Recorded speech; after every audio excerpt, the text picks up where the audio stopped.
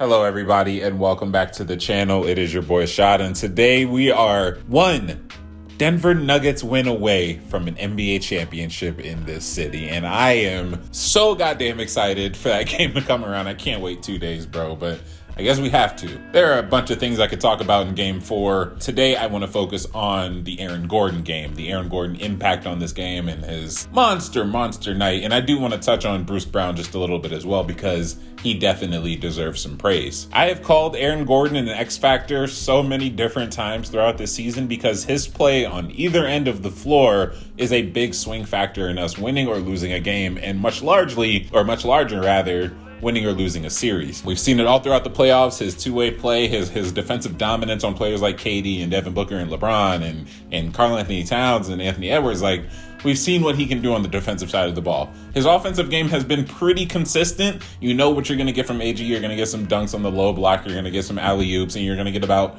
I want to say, 10 to 15 points maybe per night. Yeah, game 4, he scored 27 points, 7 rebounds, and had 6 assists. He was, in my eyes, the best player on the floor for the Nuggets all throughout the game. He shined in the non-Jokic minutes, especially when Jokic was out with foul trouble. Like, Aaron Gordon had himself, I think, the most dynamic and most complete game that I've seen from him in a very long time. I want to focus this section of the Aaron Gordon talk on his shot-making ability in game 4, because Aaron Gordon is not known as the most dynamic scorer. Like I said, you know what you're going to get from Aaron Gordon most of the time. But this game, he was doing some shit. Like, we'd seen remnants of it throughout the season and sparingly throughout the season, but calling for empty side isolations is something that, like, Aaron Gordon calling out for ISOs, like, yes, he's done it before, but every time it happens, you're still just like, okay, where is this about to go? Because there is one play in particular from this game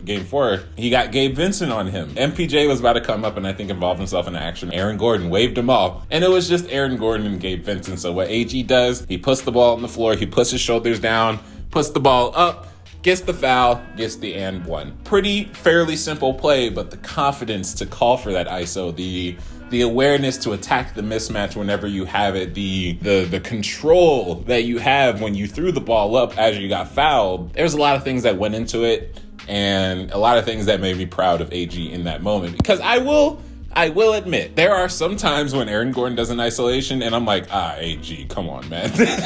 And then there are times like this one where I'm like, AG, come on, man. The duality of man when it comes to Aaron Gordon isolations and drives. Because, like, the dude there are times when he's driving and he just completely loses control, or he'll travel, or he'll get the ball stripped, or, like, there are drives that make you want to pull your hair out when you see them done by AG. And then there are times like this. There are times where he does spin dunks. There are times when he does clean ass Euro steps into the paint. He saves his image, I will say, because some of the disaster drives really make me itch. That's why it's so interesting. I know I'm getting off topic of game 4, but it's so interesting to think about Aaron Gordon's progression and how much more he can even learn, because if he does learn to become like a solid post-game player, not just a bully baller down low, work on some better footwork, learn some more post moves, and really commit to having that game down low, especially if you're going to be with the Nuggets for a while, because that's going to be your spot on the court. I think it'd be really interesting to see AG with an arsenal of post moves. I think he should get in the lab with Jokic this summer, like Hakeem or something, if they'll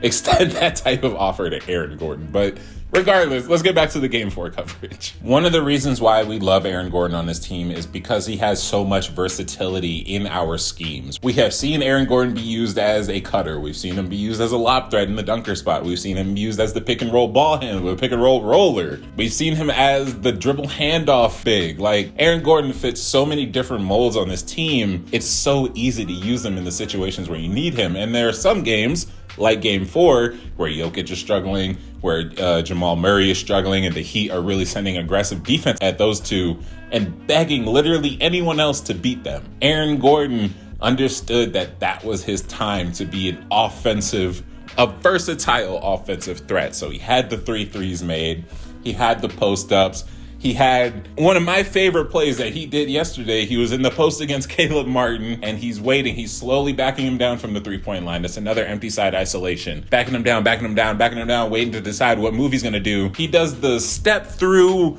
wrong foot, fade away to the left, and it goes down, and I'm just like, yo, what the fuck? Aaron Gordon is an amazing basketball player. Like, why? Like, he's done that type of move before, but it's still just hilarious to see him. Because, like, you're not expecting Aaron Gordon to pull that out of his bag. That's the type of post moves. That's what I'm saying. Like, if he can get that down pat and that make him that, like, make that his shot, that's pretty good news, honestly, because it worked against Caleb Martin, so it's probably going to work again, right? It was such a cool play, and it was cool seeing Aaron Gordon just be used as a scorer in so many different ways, right? And it's really makes me feel blessed that we got him in that fire sale from the Magic, because I truly think he was the missing link.